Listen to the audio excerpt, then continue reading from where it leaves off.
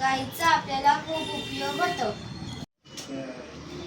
जसे की शेणापासून अगरबत्ती बनवू शकतो.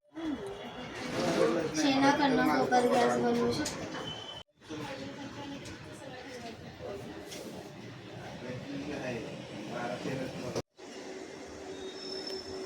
दुधाचं दही,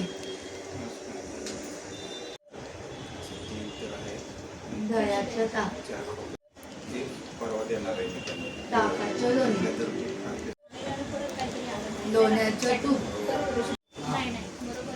तुपाचा आमची मायाची गाय. आत्मनिर्भर भारत, स्वच्छ भारत.